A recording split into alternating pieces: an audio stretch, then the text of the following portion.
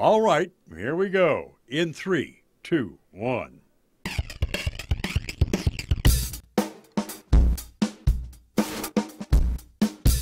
Everybody, welcome to That Gets My Goat on the Dunesteef Audio Fiction Magazine.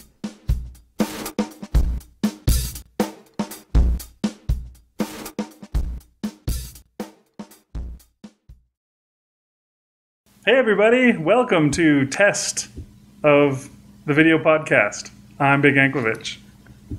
And I'm Rish Outfield, and I have no idea how you corralled me into doing this. With a lasso and a good strong knot. Chalupa foot, slew. Yes, chalupa for you. So what do we got planned? You wanted to do a round of Ouija? Is that what it was? I don't know. If you've got a better idea, I'm up for it. No. Okay. I have no better idea. So we're just going to record a little 5-minute thing, and then you'll edit it together, and we'll see how it comes out. Yep, that's the plan. See if this will work out like the way we got it, or if we're going to have to do something different. All right, but I tend to stutter and stammer a lot more in reality than we actually usually show on the show, and I don't know how much work that creates for you or how much you want to leave in. Like some podcasts, they just start it recording, and you get 15 minutes of ums and ers if you had edited all that together, and they don't care. There's this plate behind my head, and it has like a curlicue thing that's standing on. Can you see it? Uh-huh. And it looks like I have a big earring coming off of my ear because of the curlicue. Well, that will teach you a lesson not to put that there next time. Yeah, I've got plans. Like some kind of a black curtain we're going to hang behind us. In that study that you're never going to build? No, just... Where's your dad? I'm sure he would be happy to spend all day while you're at work working on that. He's in New Mexico, unfortunately. So. Mexico? Yes. What they got in Mexico? Not Mexico, New Mexico, because it's new. It's better than regular Mexico. New and improved Mexico. That's right. You can ask anybody. New Mexico is better. I'm sure they'll all agree. Okay, Helena Bonham Carter dressed up as Beatrix Lestrange with the teeth. Would you? You know, I don't remember. How bad were her teeth? Were they really bad? They were quite bad. You know, I just watched Pirates of the Caribbean last night. They did some really... The good one? Yes. That's the only one I can watch because it's the only one I own.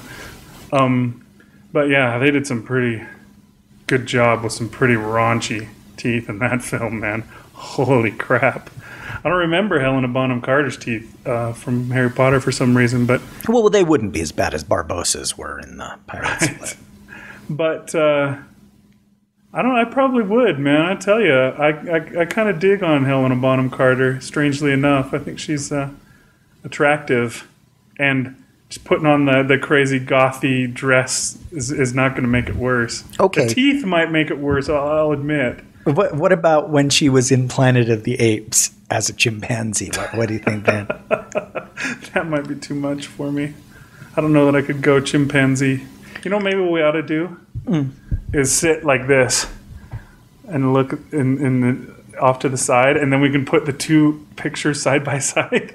We can be looking at each other as though we were sitting across from each other and be like, yeah, blah, blah. I don't know that we want to do that. But you don't think that would be a good effect? That's what I was thinking, to put both cameras up on the screen at the same time a lot, so that we're both there and we're like talking, especially when we talk at the same time. I mean, when it's going back and forth and we're not talking at the same time, then we don't have to, obviously. But well, it's your deal. Whatever you feel like. I thought it might be interesting. We'll see. Editorially looks good, but in my mind, it doesn't. That couldn't work. If we had a camera over there that sees both of us, that we could cut to when both of us talk at the same time, I think I can understand that, but I don't know. We'll see. Okay, so she's made up to look like a chimpanzee in the film, but you know that she's really a person. Uh-huh. Would that be a deal breaker? I think it would still be a deal breaker. I don't think I could go there, even though I know that's Helena, you know. For a guy, I mean, maybe this isn't the case for girls, but for guys, like a large percentage of that kind of stuff is visual. You know what I mean? That's why guys probably get off on pornography way more than chicks do, because that's just the way we're wired up, from what I understand. Is visual is important. Sure. And for girls, it's more like emotional and feeling and Tactile. Maybe so maybe the fur would be a real a plus for girls, but for guys, I think that would, for some at least, I'm sure there's all sorts of kinky folk out there that are into all sorts of different things, but unfortunately, that's not my thing. I don't think I could go for the Planet of the Apes version. Okay, well, men are visual. How important is it? Let's say that there was one of those like eyes wide shut parties, or one of those kind of things where everybody's got a mask on. Okay. How important is it to you to know what this girl looks like facially? I mean, let's say that she's in a bikini or something like that, so you're like, wow, that's amazing, but you're never going to know what her face looks like. The whole time she's wearing like a Joker mask? She's wearing a Tor Johnson mask, yes. Either that or a Kidge Johnson mask, whichever you find more horrifying. Okay. Kidge Johnson, I don't know what that might look like, to tell you the truth, because I've never seen Kidge Johnson in my life. I've just heard... Just a hairier version of Tor Johnson. Oh, you think so? Wow. I don't think it's that important, to tell you the truth. You get what you see as long as the mask isn't a Tor Johnson mask. I bet you it would be fine, if it was just like some kind of a Mardi Gras looking mask or something like that. So if it were like a Cylon mask or a Darth Vader mask or something like that, that's a deal breaker for you? Might be a little something weird. That's not feminine? Not necessarily, though. It doesn't have to be feminine per se, like you dress up a chick as a hot robot chick, then she's just a hot robot chick, you know what I mean? So that's still cool. I don't know. This is a bad conversation? No, it's just become decidedly what kind of strange proclivities does Big have? Oh, well, see, if this is just for us, I think it's interesting. Okay. I mean, like, how important is it that you know? Because to me, and you didn't lob it back, but that's one of those things that would eat me up inside is what did she look like? Or, in the moment, you probably don't give a crap. But for the But during refractory periods, you would be wondering. It's like, well, gosh. During latency periods? They used to have this thing called the Butterface contest on the Howard Stern show. Oh, yeah? And they'd find these astoundingly bodied women with ugly faces, and they would parade them in front of the judges with like a paper sack on their heads. And the judges would give a vote from a scale from like 1 to 10 on how beautiful these women's bodies were. And they would always be really attractive, or they wouldn't have qualified for this contest. Right. And then they would take off the paper sack, and because it was a radio show, you depended on the reaction, and then you would fill it in your mind of, you hear a bunch of people go, oh, you're like, wow, oh my gosh, Elephant Man or something. And I am not an animal. You're not. And to me, that was always really interesting, because in my mind, I was imagining Elle Macpherson's body, and then people going, whoa! I'm thinking, oh, geez, Elle Macpherson with Salacious Crumb's head, things like that. I don't know if I could go through with that, and to me that was really strange. That it's a dichotomy, I guess, because you see a beautiful body, and it's still beautiful even if the face is not. But I guess I'm so facially centric, or face-centric, facially motivated, that it's like, oh, deal breaker kind of thing. And also, I always wondered about these women's boyfriends or husbands that nominated them for this contest. Because I just thought, how could you ever, what? They had to be nominated like that? They just didn't go. Right. Stern listeners would call or submit pictures of their girlfriends or whatever for this contest, and it was always a very high cash prize contest, so there was motivation to do it, but still, to know that your boyfriend thinks that you're a butterface or yeah, that's pretty horrible. That seems like a deal breaker to me. Plus, she gets the money, and it's like, aha, I've been looking for an excuse to leave you, and now I've got it. Maybe you just do that when you know your relationship is about over, and you're like, you know what, I'm sick of this chick, and she's a butterface. I'm going to nominate her for the contest. You had heard that before, right? The butterface butterface term. Oh, yeah, butterface term I've heard.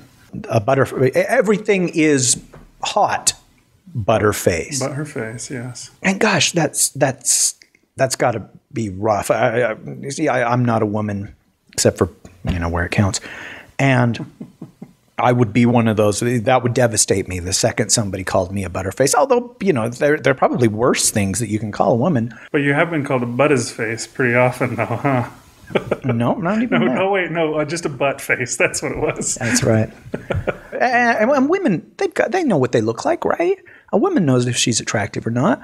And I think so. There was this girl at work who was Cambodian, and she had this astounding body, like one of those bodies where you're like, no, that can't be. No, come on. I mean, it was just absolutely perfect in every way. Mm-hmm.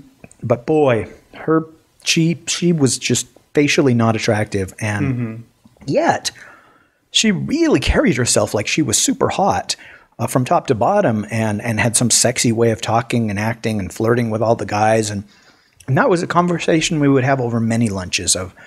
Would you? What? Well, not just the would you, but I don't. Do you ever think you could love her, and you look at her face and suddenly she's beautiful, and not maybe doesn't have a definitive answer, but things like that. It's like, wow, that's really interesting, and she also, confidence is attractive. It is, and it probably helped her be more than just whatever statistics, whatever her physical features actually were. Personality can change the way someone looks as well. A lot of times you first meet somebody and you're not especially attracted to them, but the more you get to know them, you start to think, well, this girl's actually pretty good looking, when you find that she's kind of person that you would want to be with, be around and stuff. So, and that, I think, was the point we were trying to go with on our collaboration story. Was okay. She was not pretty, and she would never be pretty, but she was so pretty on the inside, right, that he found himself becoming attracted to her, maybe be outside of his control or involuntarily. It's just like he was building a relationship on something other than looks, maybe for the first time. Mm-hmm. I certainly understand what that is. And then when the moment is over, when it's all in hindsight, there have been times when I've looked back and I was like, why did I ever find her attractive, or what? Holy crap, man, I wrote her a poem. Ugh. And it's just that, hormonally or in the moment with personality or loneliness, in my case, that transforms whatever you see or however you interpret things. And I mean, there may be something to just smell, some kind of pheromones that she's putting out that face to face with her suddenly cloud your judgment, or these are things that we may never understand. Mm-hmm. Maybe things that we're not meant to understand. Yeah. Otherwise, you'll see through the matrix and be able to wake up one morning and say, I know Kung Fu. Right. That would be awesome. So I guess the point that I'm trying to make is that we should both do Helena Bonham Carter as a chimpanzee. Enough said. Thanks for listening, folks. We'll see you later. Thanks for watching. Yeah.